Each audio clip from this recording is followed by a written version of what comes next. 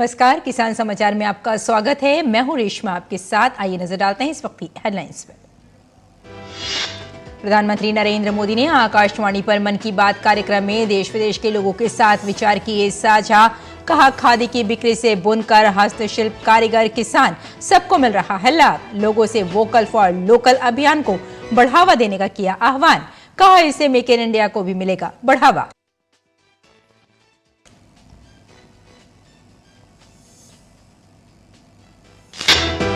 प्रधानमंत्री मोदी ने शनिवार को नवनियुक्त कर्मियों को 51,000 से अधिक नियुक्ति पत्र किए वितरित। कहा, ड्रोन तकनीक से संभावनाओं के नए द्वार खुल गए हैं। किसान ड्रोन्स का क्रॉप असेसमेंट और न्यूट्रिएंट्स के छिड़काव में बढ़ रहा है उपयोग।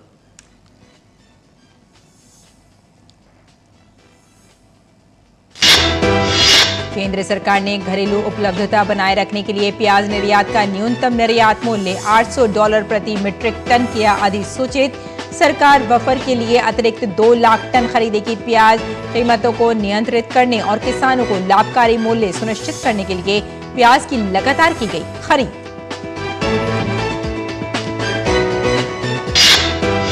कृषि एवं प्रौद्योगिक विश्वविद्यालय कानपुर के मौसम वैज्ञानिक ने कहा, पश्चिमी विक्षोभ की तीव्रता और आवृत्ति हो गई कम। 3 नवंबर से मध्यम तीव्रता का पश्चिमी विक्षोभ हिल्स के पास आने की है संभावना। पहाड़ों पर हल्की से मध्यम हो सकती है बारिश और बर्फबारी। उत्तराखंड में भी हो सकती है हल्की बारिश और बर्फबारी। और अब समाचार विस्तार से।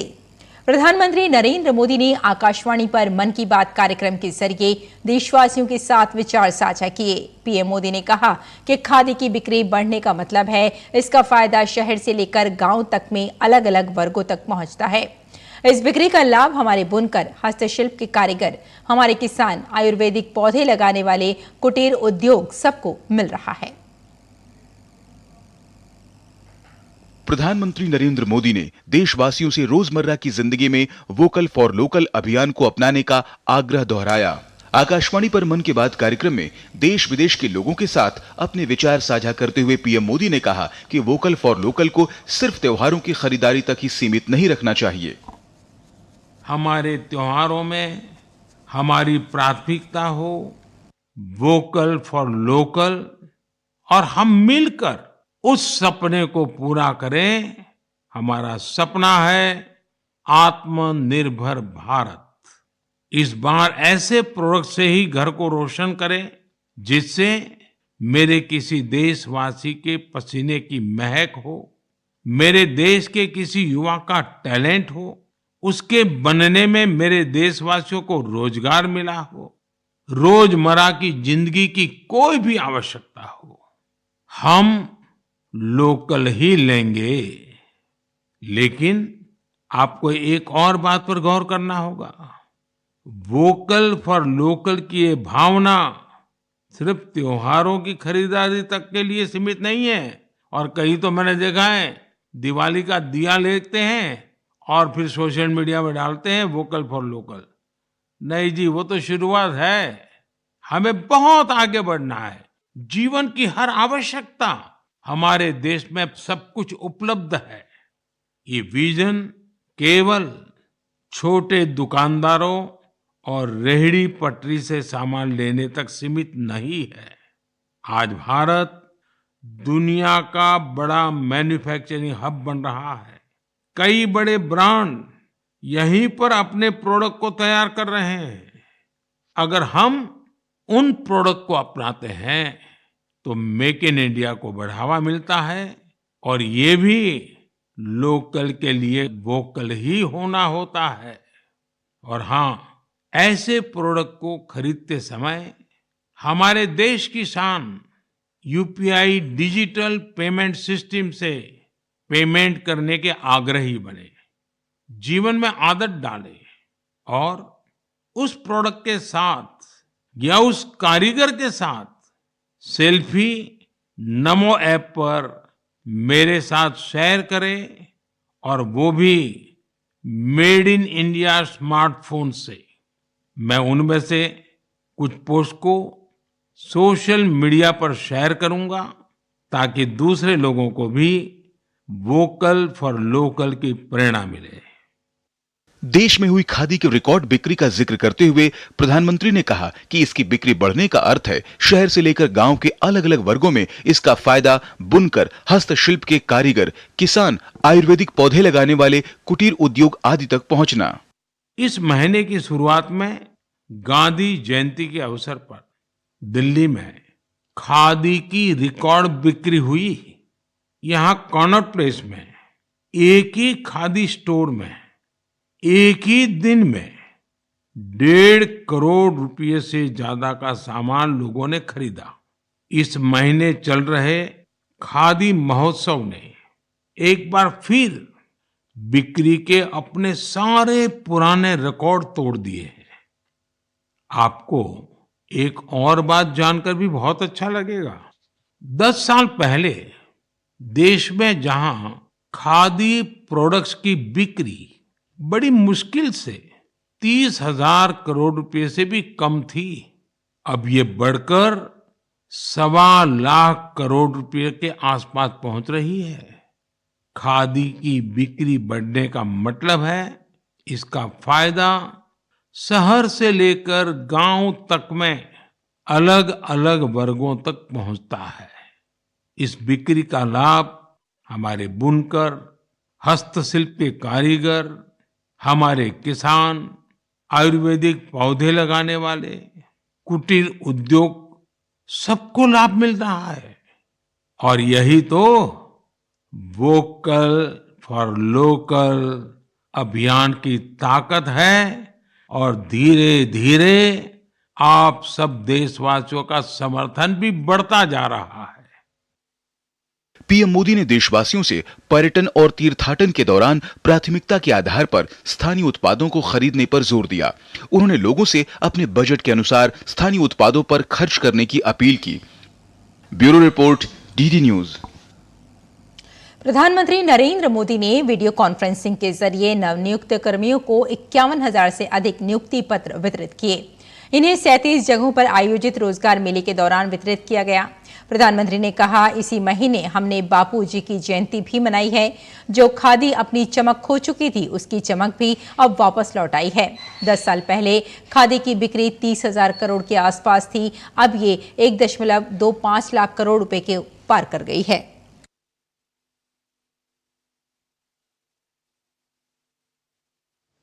हमने पूज्य बापू की जयंती भी मनाई है।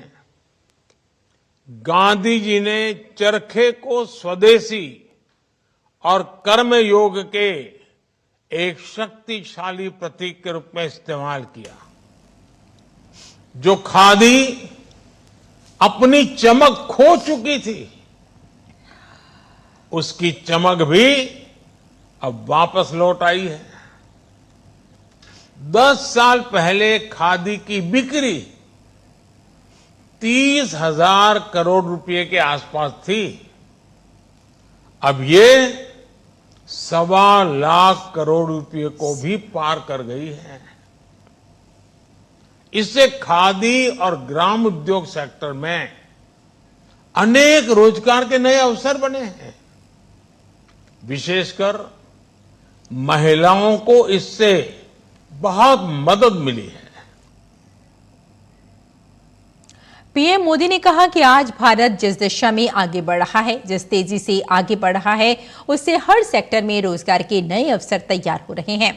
धोर्डो कच्छ जिले में पाकिस्तान की सीमा पर गांव है। इस धोर्डो गांव को यूनाइटेड नेशन ने बेस्ट टूरिज्म विलेज के रूप में सम्मानित किया है।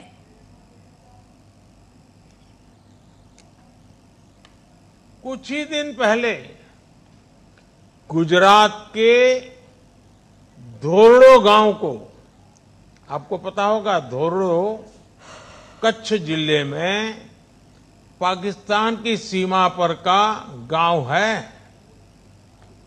इस धोर्डो गांव को यूनाइटेड नेशंस ने बेस्ट टूरिज्म विलेज के रूप में सम्मानित किया है। इससे पहले कर्नाटका के होयसला मंदिरों और पश्चिम बंगाल के शांति निकेतन को वर्ल्ड हेरिटेज साइट की पहचान मिली है। आप कल्पना कर सकते हैं कि इससे यहां पर्यटन की संभावना और अर्थव्यवस्था के विस्तार की संभावना कितनी बढ़ गई है। पहले पर्यटन बढ़ने का सीधा मतलब है कि वहां रोजगार के नए अवसर तेजी से बढ़ेंगे, जिसका फायदा ये टूरिज्म का ही तो परिणाम है, जिसका फायदा आसपास के होटल, छोटे छोटे दुकानदार, बस चलाने वाले, टैक्सी चलाने वाले, ऑटो रिक्शा चलाने वाले, इवन टूरिस्ट गाइड के काम करने वाले, हर किसी को लाभ होता है। पीएम मोदी ने कहा कि ड्रोन टेक्नोलॉजी में संभावनाओं के नए द्वार खुल गए हैं। आज किसान ड्रोन्स का क्रॉप असेसमेंट और न्यूट्रिएंट्स के छिड़काव में उपयोग धीरे धीरे बहुत बढ़ रहा है। ड्रोन टेक्नोलॉजी में संभावनाओं के नए द्वार खुल गए हैं। आज किसान ड्रोन्स का क्रॉप असेसमेंट और न्यूट्रिएंट के छिड़काव में उपयोग धीरे धीरे बहुत बढ़ रहा है। स्वामित्व योजना के तहत ड्रोन्स का लैंड मैपिंग में उपयोग हो रहा है। आपने कुछ दिन पहले एक वीडियो देखा होगा। हिमाचल प्रदेश के लाहौल स्पीति में आईसीएमआर ने ड्रोन की मदद से एक जगह से दूसरी जगह दवा पहुंचाई। इस काम में पहले 2 घंटे का समय लगता था, लेकिन ड्रोन की मदद से ये 20, 25, 30 मिनट में ही, उससे भी कम समय में काम हो गया। ड्रोन्स ने बड़ी संख्या में स्टार्टअप्स को भी बढ़ावा दिया है। इस क्षेत्र में हो रहे निवेश से युवाओं को नए तरह के ड्रोन्स की डिजाइनिंग में मदद मिल रही है। आगे बढ़ते हैं। सरकार ने 29 अक्टूबर से 31 दिसंबर 2023 तक की अवधि के लिए प्याज निर्यात का एफओबी आधार पर न्यूनतम निर्यात मूल्य $800 प्रति मीट्रिक टन अधिसूचित किया। घरेलू उपभोक्ताओं के लिए किफायती कीमतों पर प्याज की पर्याप्त उपलब्धता बनाए रखने के लिए ये उपाय किया गया है, क्योंकि प्याज के निर्यात की मात्रा पर अंकुश लगाने से भंडारित रबी 2023 प्याज की मात्रा में कमी आ रही है। $800 प्रति मीट्रिक टन का एमईपी लगभग 67 रुपए किलोग्राम के बराबर होता है और प्याज निर्यात पर एमईपी लगाने के फैसले के साथ सरकार ने बफर के लिए अतिरिक्त 2 लाख टन प्याज की खरीद की भी घोषणा की है, जो पहले से खरीदे गए 5 लाख टन से अलावा होगी। देश भर के प्रमुख खपत केंद्रों में अगस्त के दूसरे सप्ताह से बफर से प्याज का निरंतर निपटान किया गया है तथा एनसीसीएफ और नेफेड द्वारा संचालित मोबाइल वैन के माध्यम से खुदरा उपभोक्ताओं को 25 रुपए प्रति किलोग्राम की दर से आपूर्ति भी की गई है। चंद्रशेखर आजाद कृषि एवं प्रौद्योगिकी विश्वविद्यालय कानपुर के मौसम वैज्ञानिक ने कहा, पश्चिमी विक्षोभ की तीव्रता और आवृत्ति काफी कम हो गई है। पश्चिमी हिमालय में मौसम पूरी तरह से शुष्क हो गया है और अगले 1 सप्ताह तक उत्तर भारत की पहाड़ियों के पास किसी भी सक्रिय पश्चिमी विक्षोभ के आने की संभावना नहीं है। मौसम वैज्ञानिक ने बताया कि मौसम विभाग का अनुमान है कि 3 नवंबर से मध्यम तीव्रता का पश्चिमी विक्षोभ हिल्स के पास आने की संभावना है। पहाड़ों पर हल्की से मध्यम बारिश और बर्फबारी हो सकती है। गिलगित बल्तिस्तान, मुजफ्फराबाद, लद्दाख, जम्मू कश्मीर और हिमाचल प्रदेश में बारिश की गतिविधियां बढ़ सकती हैं। उत्तराखंड में भी हल्की बारिश और बर्फबारी हो सकती है। पश्चिमी विक्षोभ की आवृत्ति आमतौर पर नवंबर के तीसरे सप्ताह तक तीव्र हो जाती है और दिसंबर और जनवरी में इसकी तीव्रता चरम पर होती है। इन दिनों इसराइल का नाम वैश्विक स्तर पर खासा चर्चा में है, लेकिन हम आपको ले चलते हैं राजस्थान के जोबनेर कस्बे के पास स्थित बस्सी झाझड़ा गांव में। इस गांव को देश भर में मिनी इसराइल के नाम से ख्याति प्राप्त है। यहाँ की जलवायु परिस्थितियां कृषि के लिहाज से इसराइल से भी अधिक विपरीत हैं, लेकिन जोबनेर स्थित श्री कर्ण नरेंद्र कृषि विश्वविद्यालय के तकनीकी सहयोग से यहाँ के किसान नवाचार आधारित संरक्षित खेती का शानदार मॉडल अपनाकर इसराइल की कृषि तकनीक को भी मात दे रहे हैं। इस विषय पर हमारे संवाददाता ओपी यादव ने बात की SKN कृषि विश्वविद्यालय जोबनेर के कुलपति प्रोफेसर बलराज सिंह से। इजराइल और फलस्तीन के बीच जारी जंग के चलते इन दिनों इजराइल वैश्विक स्तर पर चर्चा में है, लेकिन राजस्थान के जोबनेर कस्बे के पास स्थित गांव बसेड़ी है जो भी मिनी इजराइल के नाम से जाना जाता है। और इसकी खासियत यह है कि यहाँ पर विषम परिस्थितियों में कृषि क्षेत्र में न केवल नवाचार हो रहे हैं बल्कि किसान आर्थिक रूप से सशक्त और मजबूत बन रहे हैं। इन सभी कार्यों में प्रगति देने के लिए श्री कर्ण नरेंद्र कृषि विश्वविद्यालय जोबनेर द्वारा तकनीकी और आर्थिक सहयोग गाँव को दिया जाता है। अभी इस विषय पर बात करने के लिए हमारे साथ मौजूद है जोबनेर कृषि विश्वविद्यालय के कुलपति प्रोफेसर बलराज सिंह। सर, अगर बात करें मिनी इजराइल के नाम से बसेड़ी को जाना जाता है, यहाँ क्या क्या खास बात है जो मिनी इजराइल की इसको संज्ञा देते हैं?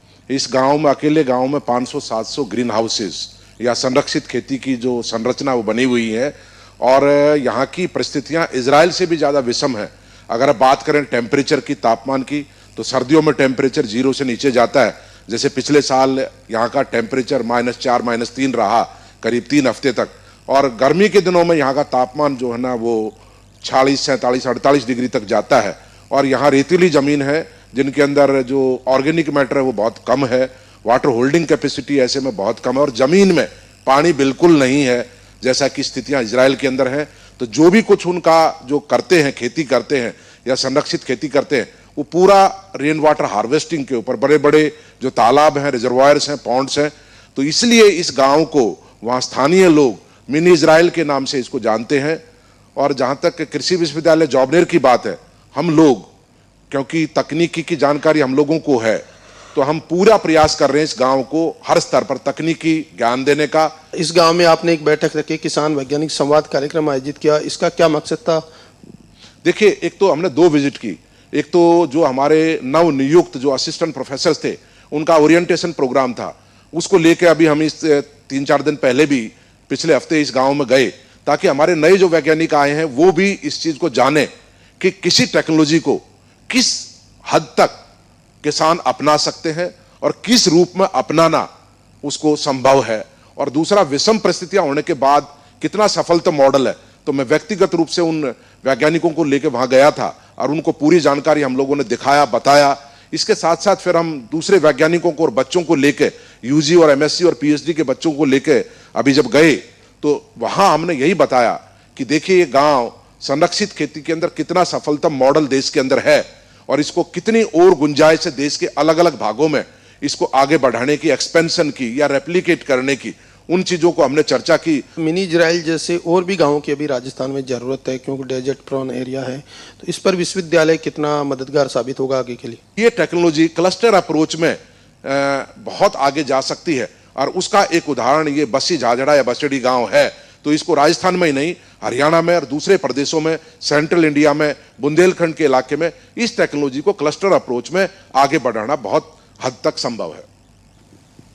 तो ये श्री कर्ण नरेंद्र कृषि विश्वविद्यालय जोबनेर के कुलपति प्रोफेसर बलराज सिंह, जिनका मानना है कि मिनी इजराइल के नाम से विख्यात बसेड़ी गांव में किसान विषम परिस्थितियों में जिस तरह से संरक्षित खेती कर आर्थिक लाभ कमा रहे हैं, उसी को देखते हुए अब भविष्य में राजस्थान से बाहर जाकर अन्य राज्यों में भी इस तरह के मॉडल गांव बनाने का प्रयास किया जाएगा ताकि किसानों की आमदनी बढ़े और वो आर्थिक रूप से सशक्त और मजबूत बने। मेरे सहयोगी कैमरामैन शारदा के साथ में OP Yadav, DD news, Jobner.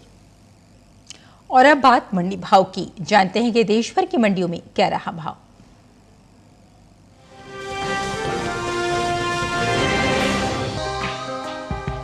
शनिवार को कृषि उपज मंडियों में सरसों का कारोबार कमजोरी के साथ हुआ, जबकि कुछ मंडियों में भाव तेज भी रहे। एगमार्क नेट के मुताबिक गुजरात की राजकोट मंडी में 160 रुपए की सुस्ती देखी गई। यहां 27 अक्टूबर को सरसों का भाव 5000 रुपए था, जो 28 अक्टूबर को 4840 रुपए प्रति क्विंटल रह गया। राजस्थान की सूरतगढ़ मंडी में भी नरमी के साथ कारोबार हुआ। यहाँ 27 अक्टूबर को सरसों 5,318 रुपए प्रति क्विंटल पर बिकी। 28 अक्टूबर को इसमें 77 रुपए की गिरावट आई और भाव 5,241 रुपए प्रति क्विंटल रह गया। उत्तर प्रदेश की फतेहपुर मंडी में भी गिरावट का सिलसिला जारी रहा। यहाँ 27 अक्टूबर को सरसों का भाव 5,465 रुपए था, जो 28 अक्टूबर को 5 रुपए घटकर 5,460 रुपए प्रति क्विंटल रह गया। जबकि राज्य की ही लखीमपुर मंडी में तेजी के साथ सौदे हुए। यहाँ 27 अक्टूबर को सरसों का भाव 5,485 रुपए प्रति क्विंटल था। 28 अक्टूबर को इसमें 10 रुपए की मामूली बढ़त हुई और भाव 5,495 रुपए प्रति क्विंटल हो गया। इस साल सरसों की भी रिकॉर्ड पैदावार का अनुमान है।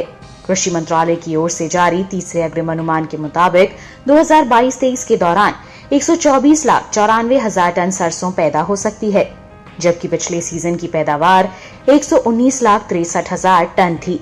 ये साल तिलहनी फसलों के लिए अच्छा साबित हुआ है और देश में इनकी पैदावार भी रिकॉर्ड स्तर पर पहुंच सकती है।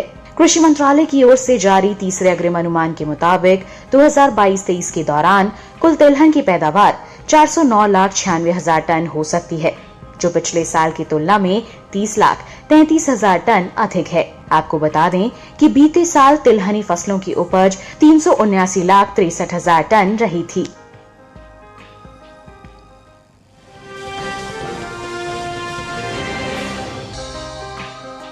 कृषि उपज मंडियों में इन दिनों प्याज की आवक सामान्य बनी हुई है। भाव की बात करें तो शनिवार को अलीगढ़, उदयपुर और लुधियाना मंडी में प्याज के सौदे अच्छी खासी बढ़त के साथ हुए, जबकि सूरत मंडी में इस दौरान प्याज के भाव में नरमी देखने को मिली। एक मार्कनेट के मुताबिक उत्तर प्रदेश की अलीगढ़ मंडी में प्याज का कारोबार तेजी के साथ हुआ।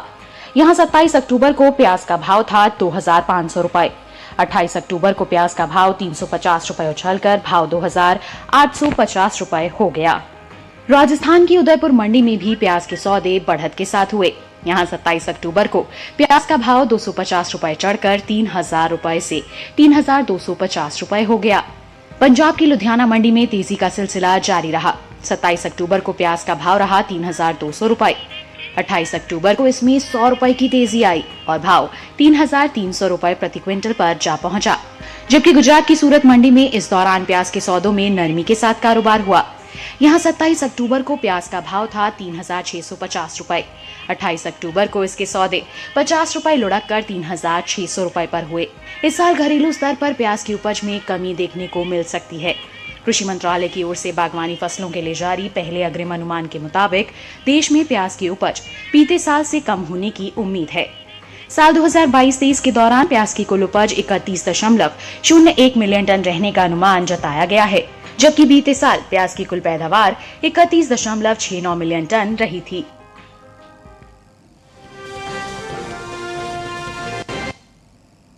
और खेती किसानी के साथ साथ आइए नजर डालते हैं कुछ और महत्वपूर्ण खबरों पर। खास खबर में राष्ट्रपति द्रौपदी मुर्मू मंगलवार से लद्दाख के 2 दिवसीय दौरे पर रहेंगी। राष्ट्रपति की यात्रा को देखते हुए केंद्र शासित प्रदेश लद्दाख में विशेष तैयारियां की जा रही हैं। गुजरात के गांधीनगर से मेरी माटी मेरा देश अभियान के तहत 75 कलश वाहन दिल्ली के लिए रवाना हुए। गुजरात भाजपा के अध्यक्ष CR पाटिल कार्यक्रम में शामिल हुए। मेरी माटी मेरा देश अभियान के तहत मध्य प्रदेश के रीवा से अमृत कलश लेकर यात्रियों का जत्था नई दिल्ली के आनंद विहार रेलवे स्टेशन पहुंचा। यात्रियों ने इस अभियान के लिए प्रधानमंत्री नरेंद्र मोदी का आभार जताया। गुजरात भाजपा के अध्यक्ष CR पाटिल ने इस अभियान के लिए प्रधानमंत्री नरेंद्र मोदी की सराहना की। आजादी का अमृत महोत्सव के अंतर्गत लेह लद्दाख से मेरी माटी मेरा देश अभियान के तहत अमृत कलश लेकर यात्रियों का जत्था नई दिल्ली के हवाई अड्डे पर पहुंचा। यात्रियों ने खुद को सौभाग्यवान बताते हुए अभियान के लिए प्रधानमंत्री नरेंद्र मोदी का आभार जताया। नई दिल्ली के जवाहरलाल नेहरू स्टेडियम में run for unity half marathon का आयोजन किया गया। भारतीय सांस्कृतिक संबंध परिषद के अध्यक्ष डॉक्टर विनय सहस्रबुद्धे ने हाफ मैराथन को झंडी दिखाई, जिसमें युवा बड़ी संख्या में शामिल हुए। दिल्ली में डॉक्टरों ने मौलाना आजाद मेडिकल कॉलेज से राजघाट तक शांतिपूर्ण मार्च निकाला। बेहतर कामकाजी परिस्थितियों सहित विभिन्न मांगों को लेकर दिल्ली मेडिकल एसोसिएशन के बैनर तले इस मार्च का आयोजन किया गया।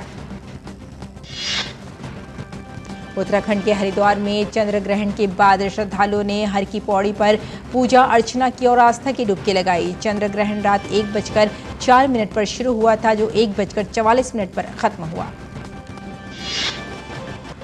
केरल के एर्नाकुलम से बड़ी खबर है। यहां के कलामासेरी के एक कन्वेंशन सेंटर में चल रही प्रार्थना सभा में विस्फोट हुआ है। धमाके में अब तक एक व्यक्ति की मौत और 20 से ज्यादा लोगों के घायल होने की खबर है। गृह मंत्री ने एनआईए और एनएसजी को मौके पर पहुंचकर घटना की जांच करने का निर्देश दिया है। तो किसान समाचार में फिलहाल इतना ही। अनुमति दें। नमस्कार।